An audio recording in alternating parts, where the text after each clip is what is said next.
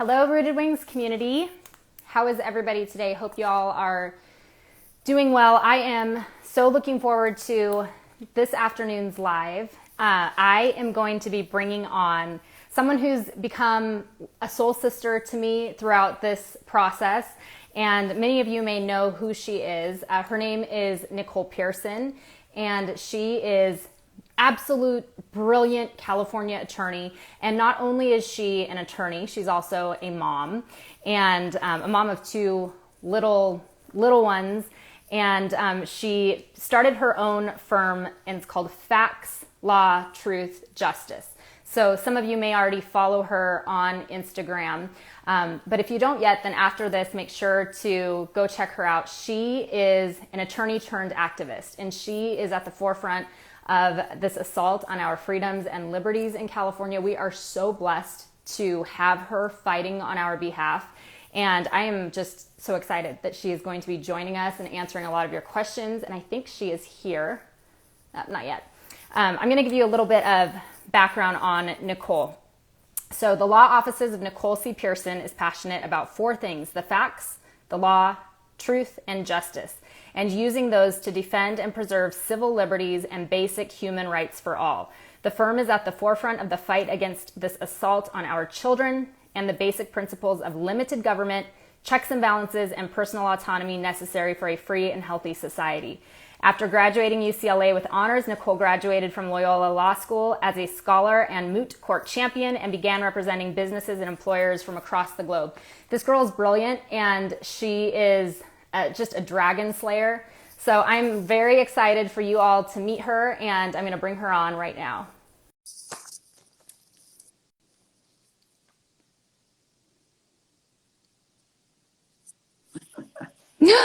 There you are.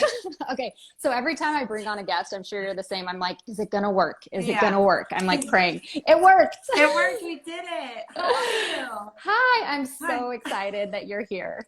We've been voice noting each other, but it's so different to like see your face and like speak contemporaneously.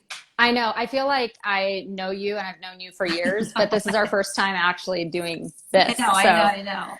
Oh, I'm so excited that you are joining us. I just gave everyone kind of like a brief overview of who you are, the rock star that you are, the dragon slayer that you are, the mom that you are. Sleepy mama bear, I mean, I know. I don't think you sleep anymore. We're on like the 3-hour sleep schedule. Yeah. But there are battles to be won right now. So yeah, we're working on. So how did you get into law? What's the deal there? What led you to where you're at now? To law, I actually wanted to be a writer. I wanted to be an investigative journalist. And you can hear me. Everyone can hear me okay, right? Because I have like crazy stuff that happens on my Instagram. I'm sure you do too. But feel you. So I wanted to be like a journalist, a writer, and do that. And I went and started. That's what I studied at UCLA. And I took actually a couple of law classes because you need to know the law to like know what the boundaries are. And I was really interested in it, but I just was like, I want to do more of this investigative stuff. So when I went to start writing, I realized it's actually, this dovetails exactly with what we're talking about. It's like, that's not what I'm seeing. That's not what I'm reporting. That's not what I want to say. And there's this whole agenda. And I was like 20. I'm doing this internship when I was like 19 or 20. I was just like, I'm not going to do this. And so then that's when I was like, well, maybe I'll do this other kind of writing. And my grandma and my abuelita, I mentioned in my bio, and my mom were like, you can write and you can advocate. And it's just like a different avenue for kind of doing the same thing that I had thought I would be doing. So then that's how I got into law. But this is very different than what I thought it was. I didn't know it was going to be. I was doing First Amendment law in law school. And when I graduated was the crash, 2008, 2009 was really bad. And so I was just started doing business litigation.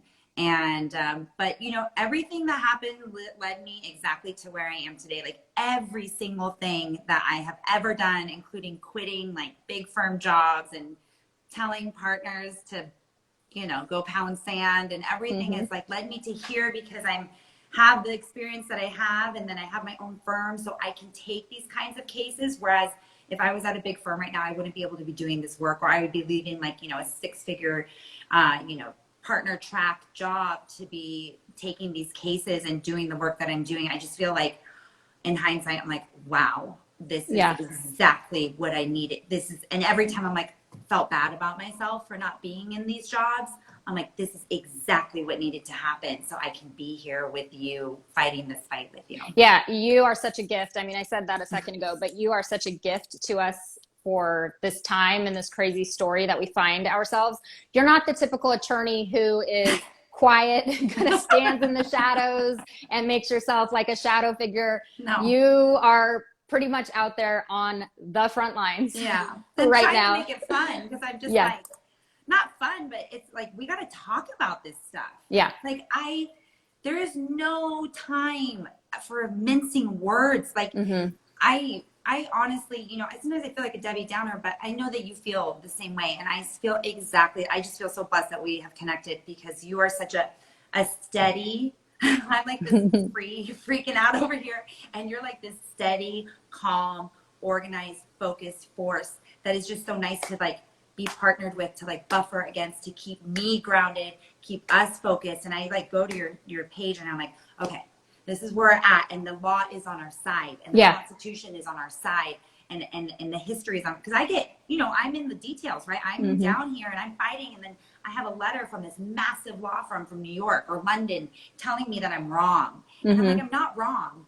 And so it's nice to have sound like the voice of reason from you. So I feel really blessed. Yeah, we have something really special, and you're in Orange County area. Like Los Angeles is kind of your territory, which I thought would also be interesting for our audience, because we're such a blend down here. But we are Southern California. I am downtown San Diego up to about Orange County, and then you're Orange County up, which is, I think there's something really special going on in California, and I love that we're seeing this awakening happening, you know, through, and it's been gradual, but it's coming, you know, it's something's happening, and it's about time, because as we're going to go into, there's a lot going on right now. And that's, I guess, kind of to lead into what we're going to talk about today is, at the end of the day, my hope is that this conversation is going to empower people watching, who are watching it live, or who will watch it later. This will be also posted on Spotify and on YouTube. So for anyone who's going to listen or watch, I want people to come away feeling empowered with the truth and with the law. And to know that you're standing on the right side of history as the resistance now. And that this is bigger than what this started as. You know, the fear in the beginning of this thing, we're past that point now. There's something else at play now. And my hope is that people will realize that, and in realizing it, have hope and not fear, because I truly believe there is still hope. If I didn't, I wouldn't be wasting my time on this. If I thought that there was no hope, I mean, I would go move to Idaho like we had planned a year ago and just say, forget it. But I truly believe there is hope, because we have the truth on our side, and we have the Constitution. And so that's what I want to talk about today. So to kind of lead into that, we have so many mandates right now coming at us in California. And so for those who are not in California, or who are, I was even confused, and I was kind of going through like, where are all these mandates coming from? We have them coming from the very tippy top, and that would be like, you know, the 100+ for your staff. That's all. You've got federal teachers under that category. And then you have from our governor, who the recall doesn't look like it's going to go through. Wait, we can still be praying. We can still be praying. No. In the last 7 days, it's gone up 4%. So okay, well, we can still be praying. By honestly, we kind of touched on this, but like, I don't know if I just like was in denial about the recall. I was like hopeful, like if it worked out, but was not relying on the recall. And I was really hoping for the recall. But now that this is happening, I don't want to set anybody up for like false hope or whatever, but things are happening over there. And I have some stats that just got sent over to me, like literally right before this call, but it's gone up 4% in the last 7 days. So in 5 weeks, that is, it's starting to close the gap. How do we know how many ballots are still out right now to be counted? I do. To be counted. I do.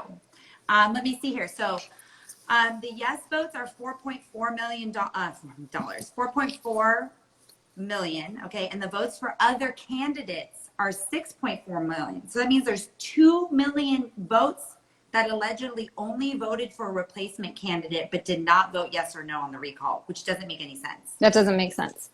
And this, you can look it up on the website. So this is on the California Gov website. And I just want to give a shout out to Simone Alex, shoot, to somebody that I work with. Just someone. It's great. But this person has been sending this and is very in the trenches. But it's on the California Gov website. So if you look, we have all these votes for replacement candidates, and they skipped over the first vote. And clearly, if you're voting for a replacement candidate, then you're voting yes on the recall. So that doesn't. Yeah, it doesn't make any sense. It makes me want to throw up, but we won't get into it. I mean, we can't. There's a lot of throwing up. There's a lot of throwing up right now. We're very thin. So right now, as it is with Newsom's mandates, we have all school staff has to either show proof of full injections or be tested at least once per week. This takes place, it's effective August 12th, full compliance by October 15th. Then it goes on from, this is all from Newsom. We have injection verification for state workers, injections for healthcare workers, the universal masking in K-12 settings, Medi-Cal injective incentives. We have the statewide masking recommendation. And then, so now we've talked federal, and now we've talked governing, and then then it keeps going. So we're in it in California. Then we have military as whole, comprehensive, but then we have city fire, county fire, first responders. California Licensing Board just came out recommending preschoolers will be masked up 2 years old plus. And all of this is going on against the background of our California Constitution, which has the right to privacy written into it, which is stronger than the U.S. Constitution's right to privacy. What the heck? You have the legal mind. And so I want you to kind of sort out in a nutshell the difference between a mandate and a law. And then if what we are seeing, everything I just covered, is any of this legal? Okay. So let's break it. When I hear it, it's so overwhelming. I know it, I'm working it. And when I hear it all at the same time, it's so overwhelming. So you know, you're a constitutionalist. I know that you understand this, but for the viewers who don't understand, and we'll talk about federal separately, but the federal government, you know, the power is it's not cliche. Really, truly, the power is in the people. We are. Amen. That's right. We're a democratic republic. Okay. We're a constitutional democracy, but just separate from that, we are a democratic republic, and the power is in the people, and we have the power. And it's like we give it to someone. We don't even give it, but we loan you. It's a proxy for my power because I have stuff to do, but you have volunteered to be a servant for us and to represent. And I don't want to use the word servant. It's very, you know, but it's true. It's 100% true. I use that term a lot. That's what they're signing up for. It's a public servant role. It's what it was, right? It's what it's intended to be. And you have to look at these words. They're not a hired hand for the federal government or for the California. They are our representatives. They're supposed to represent us. So then, and the specific role of our state governor, right? So you have the powers of the people. We elect representatives who are supposed to represent the will of the people and advocate for us because, you know, at the beginning, the founders realized we can't have even, let's just say there's 100,000 colonists. You can't have them all at the Capitol trying to legislate. They recognize we need to like have some sort of a procedure. I mean, it makes sense. You can't have everybody going to vote on every single bill. And then, of course, there are going to be people who have more access or more money who could take time to go vote. You know, then you have all the issues of access and voting, right? Even at that time. So we elect these representatives. And the federal government was only, there was, you know, that I think you are very familiar with this. And you mentioned KrisAnne Hall. Yep. The Federalist, I mean, the Anti-Federalist papers are some of the most interesting papers I've ever read in my life when I was in school and in law school. And pause on that. Highly recommend everyone right now be well read in the history of this country. Start reading.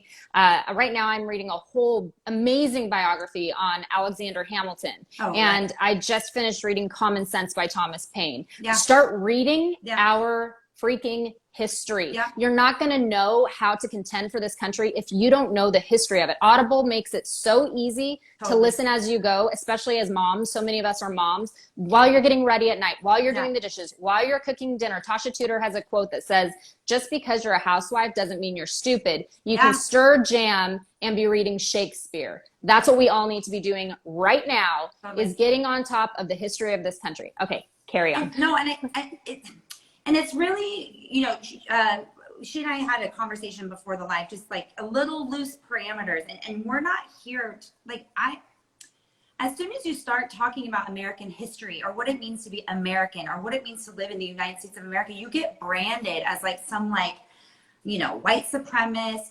Trumper, you know, right wing, blah, blah, blah. I live in the United States of America. This is where I live. The rules that made this country what it is were written before I came here.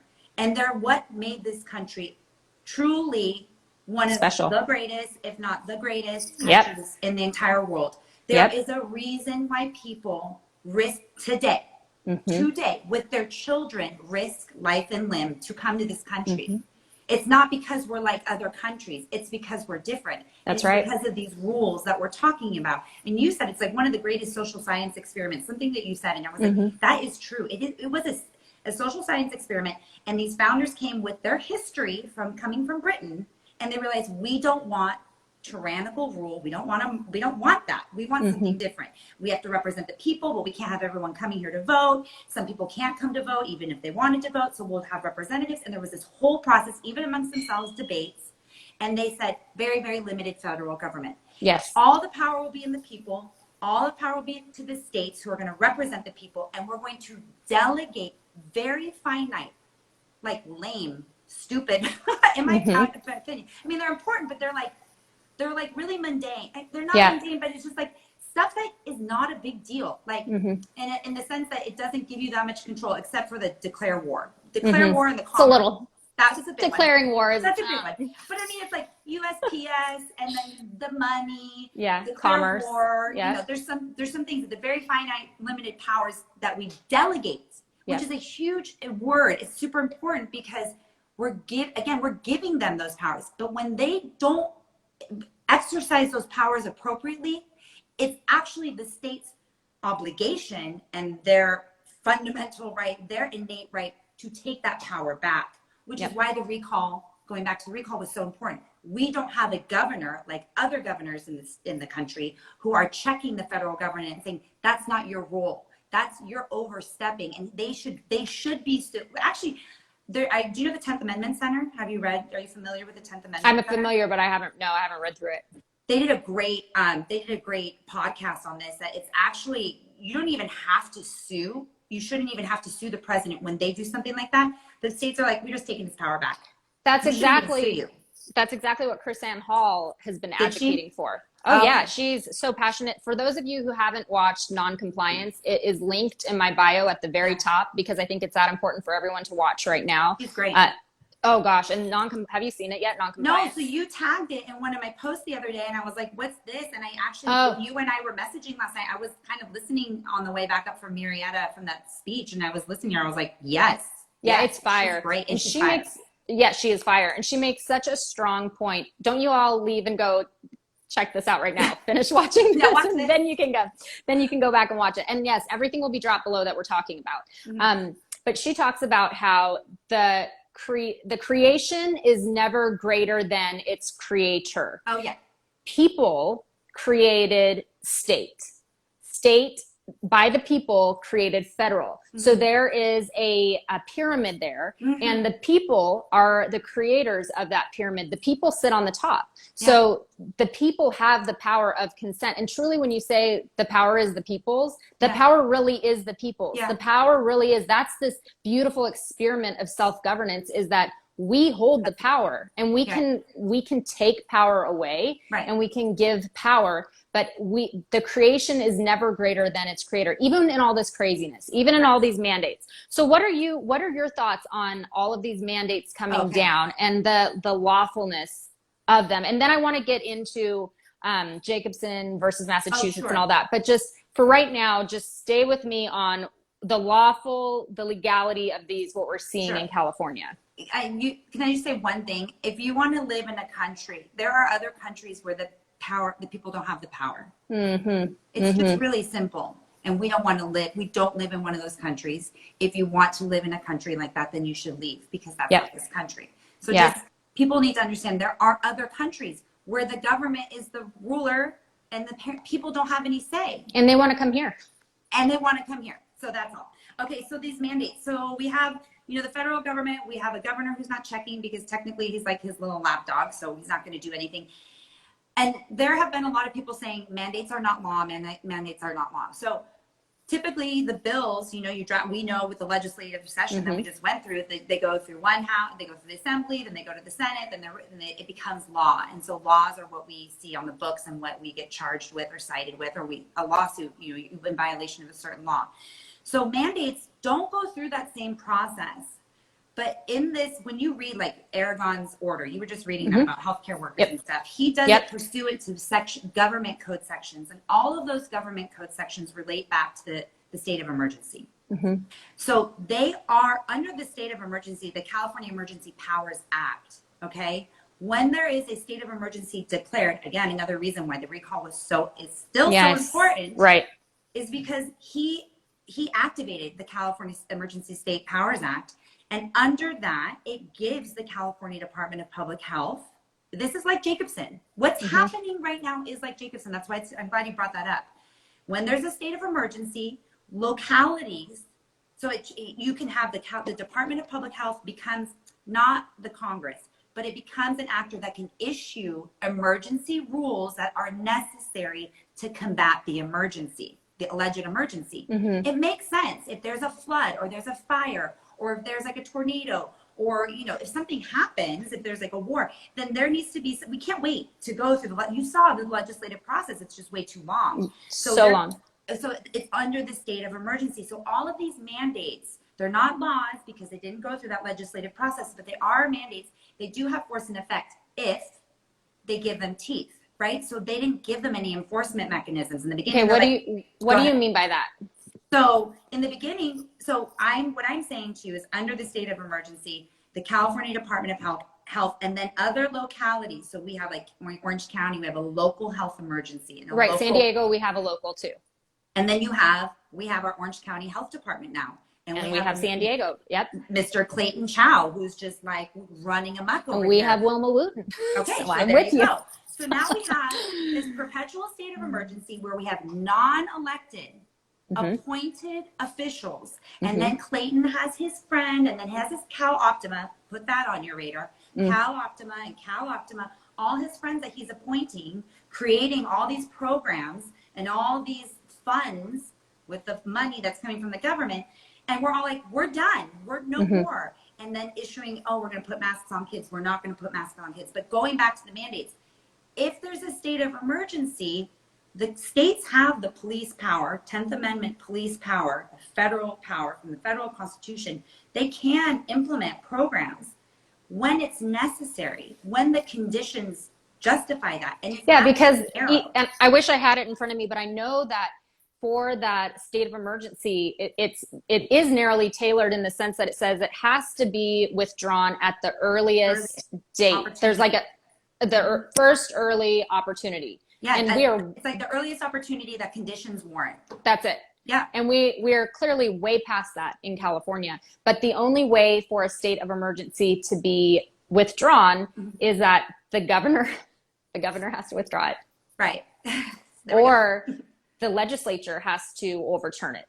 And counties can, and this is why we'll get to this probably at the end.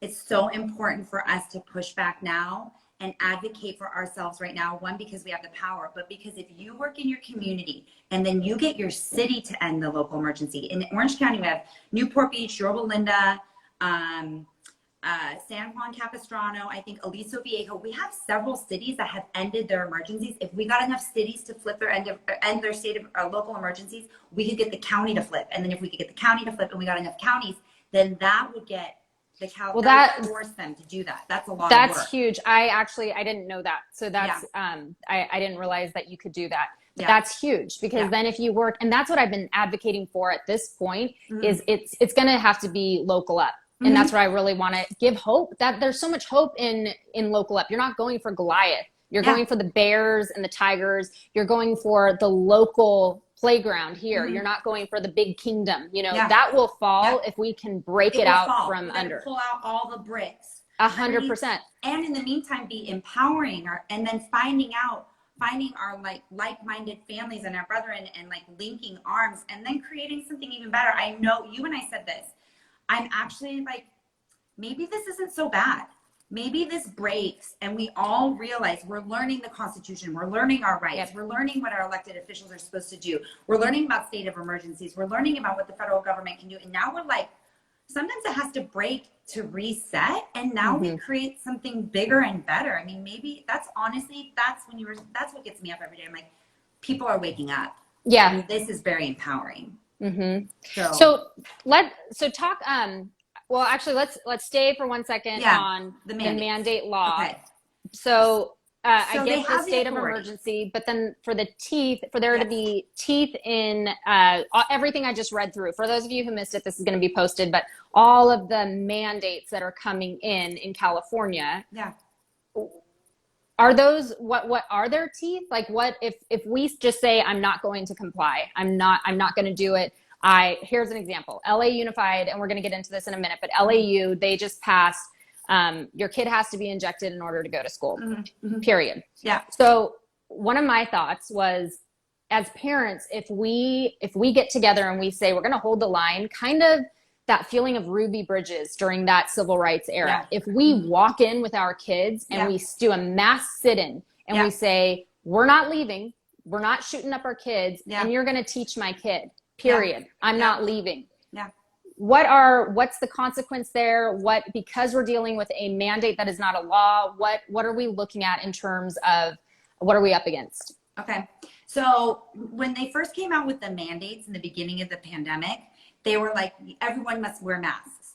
And then there were certain cities like Los Angeles and even Laguna Beach down here in Orange County, they were giving citations. So the localities took that, right? You can get more strict as you come down. You can make more strict laws. And so they took the California mandate and they said, we're really going to take this seriously. They said we need to do this, but we're actually going to get more strict in our specific locality, because that's how the power goes all the way back to people. It's like you can get more protective, but you can't ever go like, we're not going to do what you say.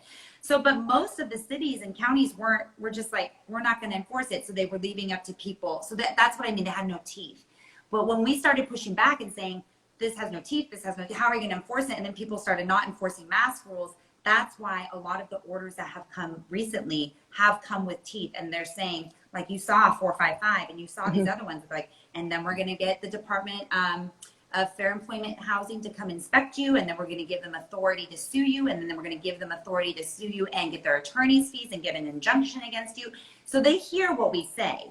They were hearing. And so they've been tailoring the orders. And the one for California Department of Public Health, the reopening with schools, they did the same things.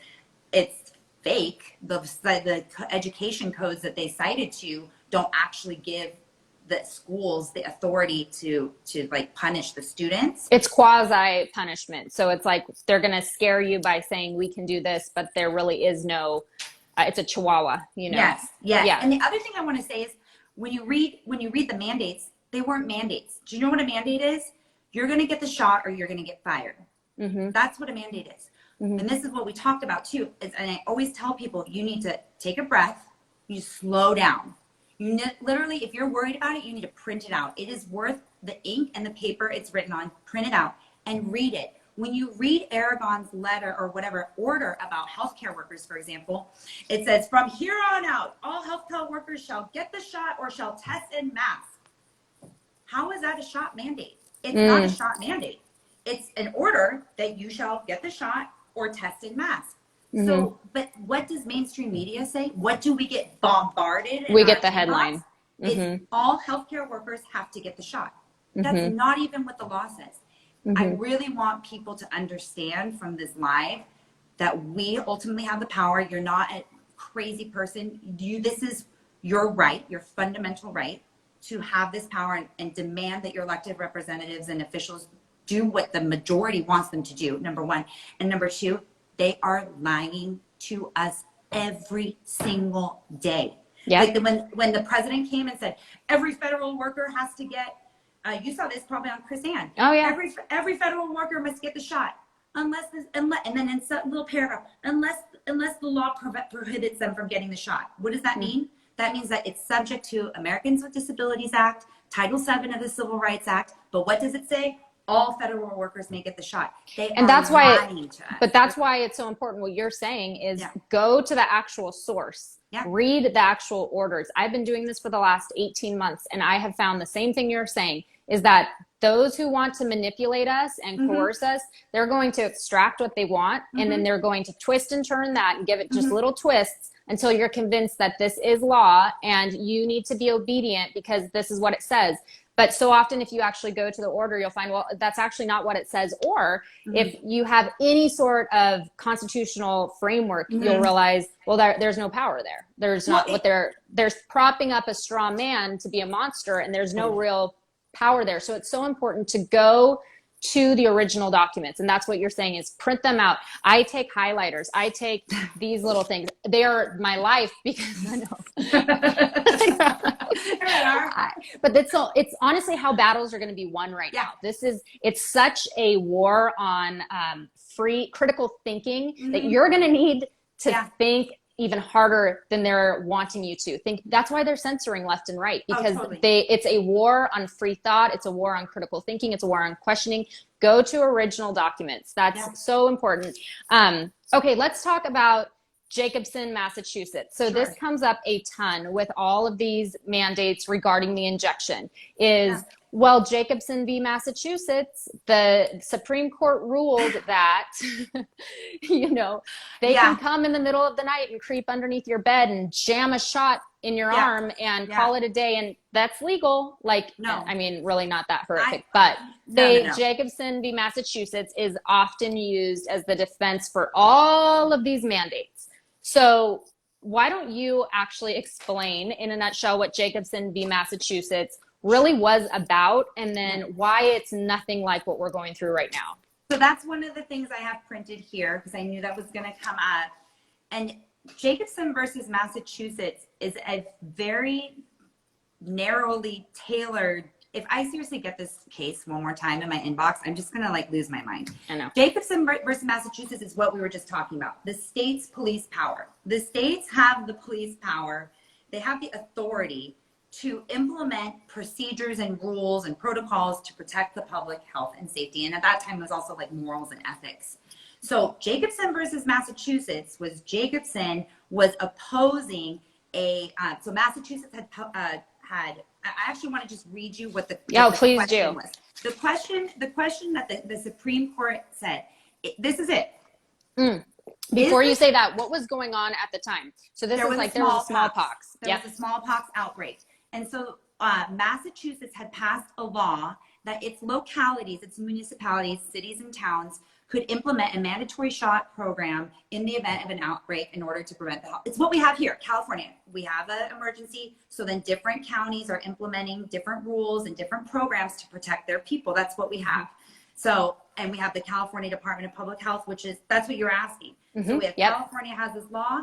Anytime there's the California State Emergency Powers Act is the equivalent to the law. California State Emergency Powers Act is the equivalent of the law that Jacobson was threatening. And he was saying that law violates the Constitution. And the question before the court is the statute, that law, is that statute that allows cities to implement mandatory shot programs in the case of an emergency so construed, inconsistent with the liberty which the Constitution of the United States secures to every person against deprivation by the state. Basically, they're asking, does that statute or that law violate the Constitution and our constitutional rights? That was the question before the court. And I know that you have said before we need to overturn Jacobson versus Massachusetts. And I actually don't think that we need to do that. It would be great, but we don't need to. We just need to apply it the way it was written and intended. And that's what I want you to tell us. What was the intention? So the ruling is, do the states have the police power to pass laws that allow the states to protect the people during the case of emergency? I would think yes. And they say yes. And I agree. States do. If you read the Constitution, you cannot be a constitutionalist like we're trying to be or we are and say that states don't have the power. They do have the power. That's what that means. But guess what? They limited that power and they said the mode and right below it. So they say, yes, it has the police power, but The mode and manner in which those results, protecting the people, are to be accomplished, they are within the discretion of the state, subject to, of course, that no rule prescribed by the state nor any regulation adopted by the local governments shall contravene the Constitution of the United States or infringe any right or granted or secured by that instrument.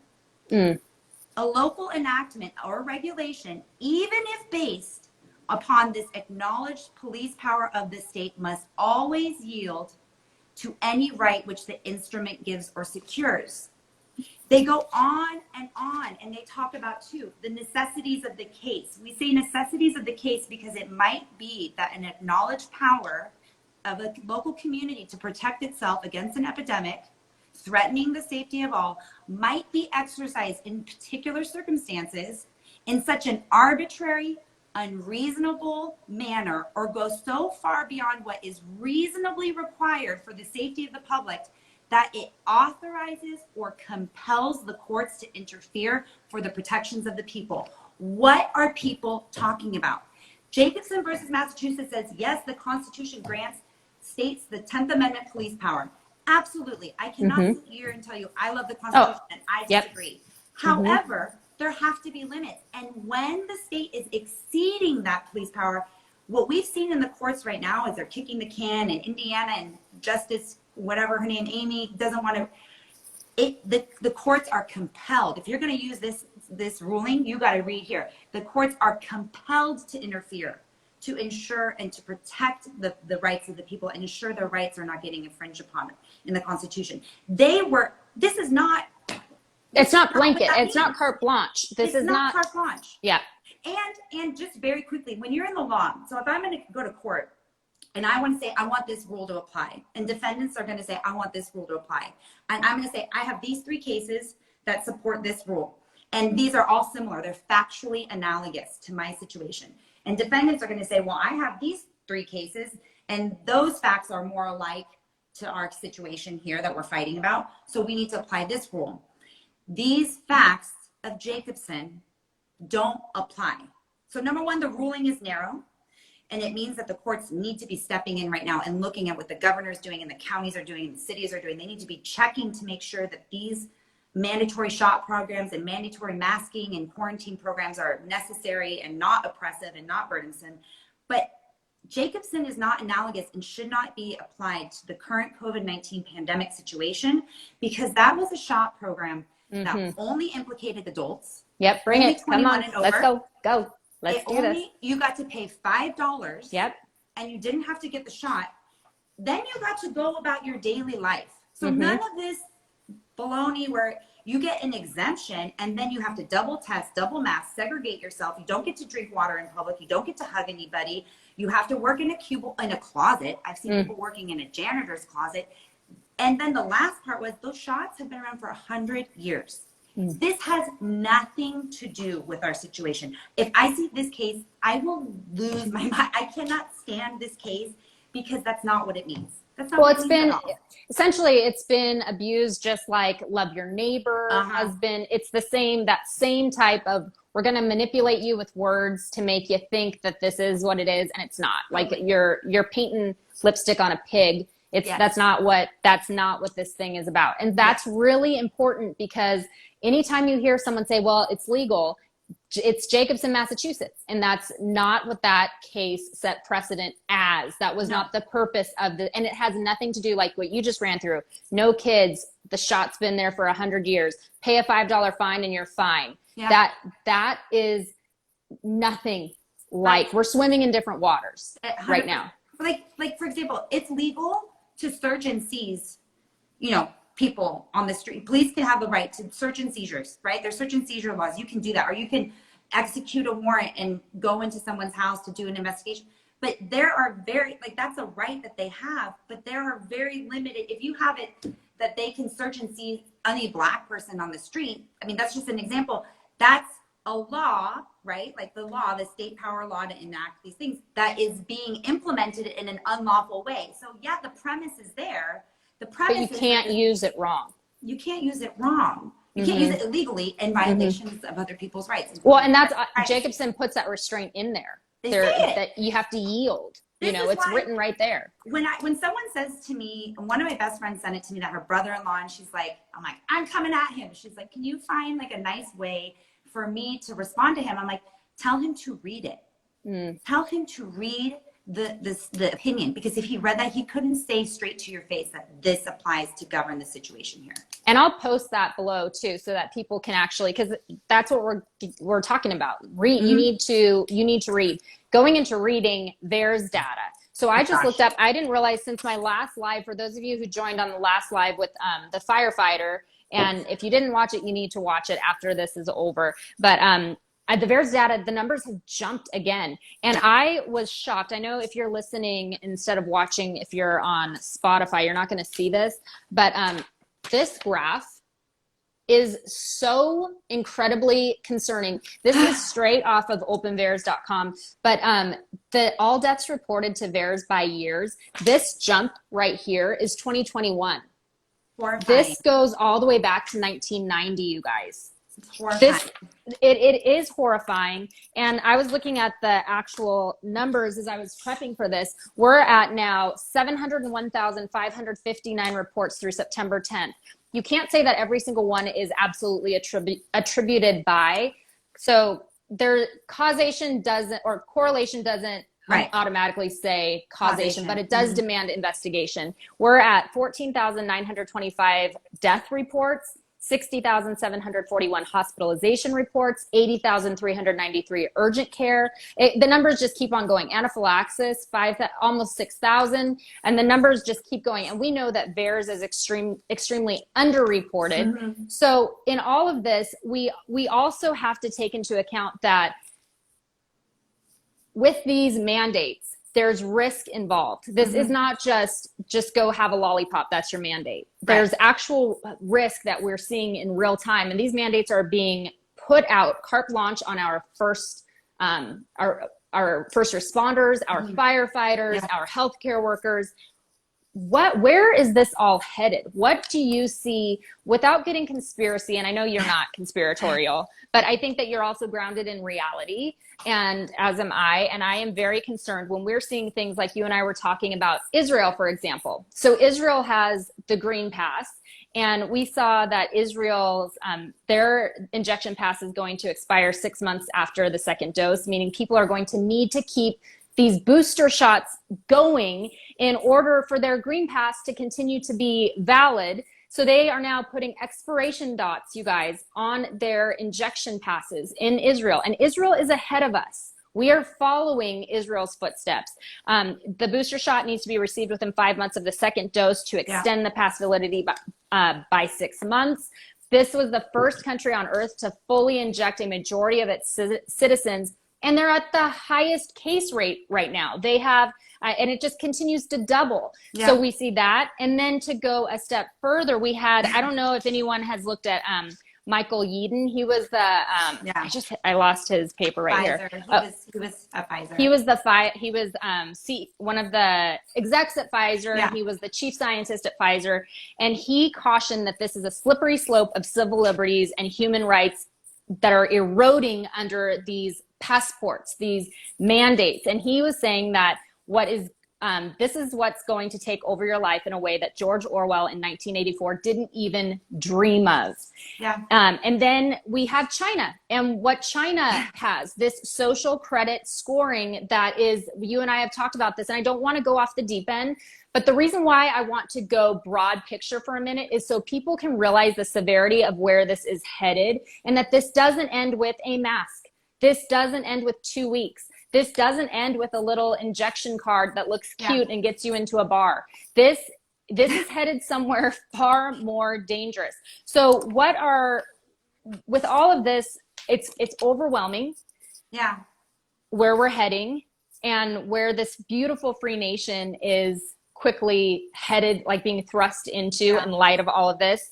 So how do we now, if we've looked big picture, now we zoom in, we take a breath. How do we fight back now to actually affect change so that our children don't grow up in what used to be America and now looks a whole lot like China? How can we resist and hold the line right now? Well, I think what you just said, and that's been a really big thing for me, is that perspective, because this is not, maybe we should have led with this.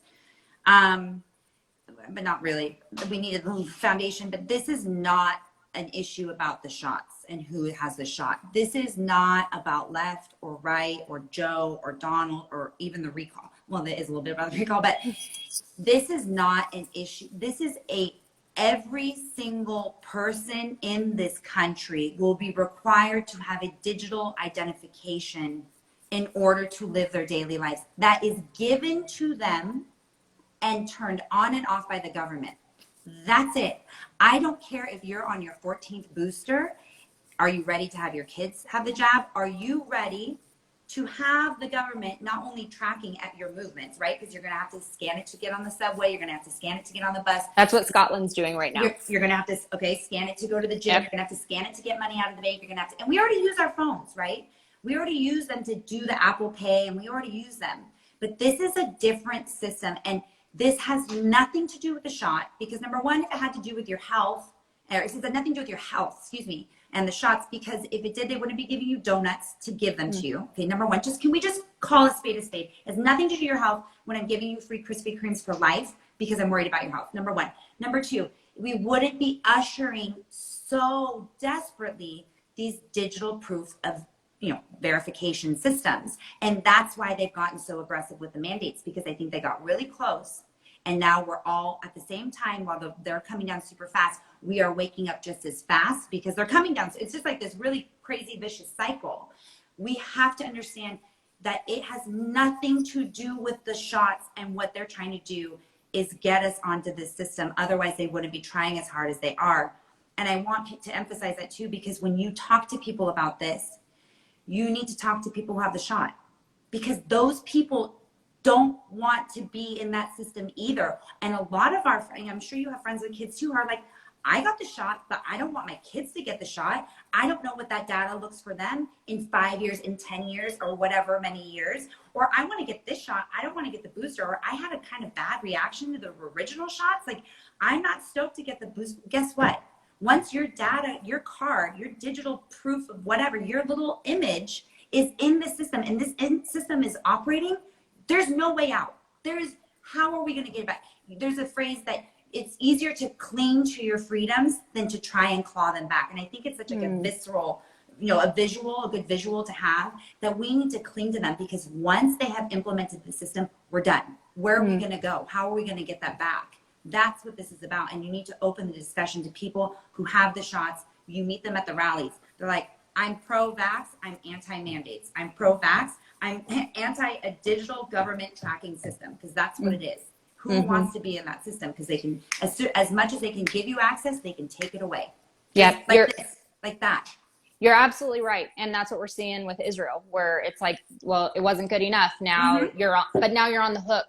Now you're in the system. You're in the system. You're on the hook. And that's what I keep telling people too, is like, as soon as you give up ground, like, it's so much harder to come back on the fight, on the battleground, because you've given that up. Okay, so here's what I want to do, because it's going to kick me off in 5 minutes, but I want to continue this conversation. I know. So do you mind if I exit it now? I'm going to post this real quick, and then can we come back on in 5 minutes, and we can wrap this up for probably like 20 more minutes and talk about the practice, because we've kind of set the scene now of what's at stake, of why this is serious, and how the Constitution is truly on our side. But what I want to do in the next part, so it'll be a 2-part, which is cool, is give people the practical ways to actually affect change. And I don't want to rush it. I was looking at the clock. I'm like, I'd rather just.